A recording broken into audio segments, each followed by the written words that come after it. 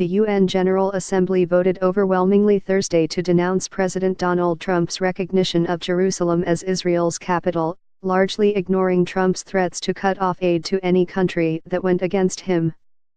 The non-binding resolution declaring U.S. action on Jerusalem null and void was approved 128-9, a victory for the Palestinians, but not as big as they predicted.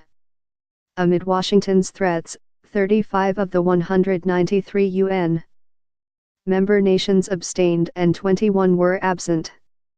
The resolution, sponsored by Yemen and Turkey, reaffirmed what has been the United Nations stand on the divided Holy City since 1967, that Jerusalem's final status must be decided in direct negotiations between Israel and the Palestinians. Israeli Prime Minister Benjamin Netanyahu said afterward that he completely rejects the preposterous resolution. He thanked Trump for his stalwart defense of Israel and said Jerusalem always was, always will be the capital of the Jewish state. The United States and Israel had waged an intensive lobbying campaign against the measure, with U.S. Ambassador Nikki Haley sending letters to over 180 countries warning that Washington would be taking names of those who voted against the U.S. Trump went further, threatening a funding cut-off, "Let them vote against us. Well, save a lot, we don't care." But in the end, major U.S. aid recipients including Afghanistan, Egypt, Jordan, Pakistan, Nigeria, Ethiopia, Tanzania, and South Africa supported the resolution. Egypt received roughly $1.4 billion in U.S. aid this year, and Jordan about $1.3 billion. President Donald Trump threatened Wednesday to cut off U.S. funding to countries that support a resolution criticizing his decision to recognize Jerusalem as Israel's capital.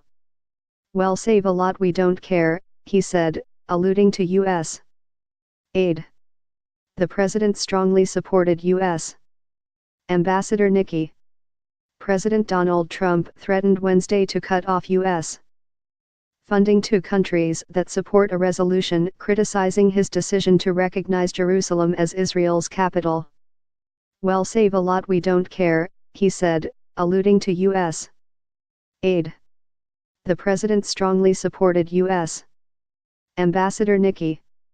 The 9 countries voting no were the U.S., Israel, Guatemala, Honduras, Micronesia, Nauru, Palau, the Marshall Islands, and Togo. Among the abstentions were Australia, Argentina, Canada, Colombia, Croatia, Czech Republic, and Mexico. The absent countries included Kenya, which was the 5th largest recipient of U.S. aid last year, Georgia, and Ukraine, all of which have close U.S. ties. The U.S. is scheduled to dispense $25.8 billion in foreign aid for 2018. Whether Trump follows through with his threat against those who voted yes remains to be seen. After the vote, Haley tweeted a photo naming the 65 nations that voted no, abstained or were absent, and said, "We appreciate these countries for not falling to the irresponsible ways of the UN." But within hours, the Trump administration appeared to be backing away from its funding threats. In Washington, State Department spokeswoman Heather Nauert said cuts to countries that opposed the U.S. are not a foregone conclusion.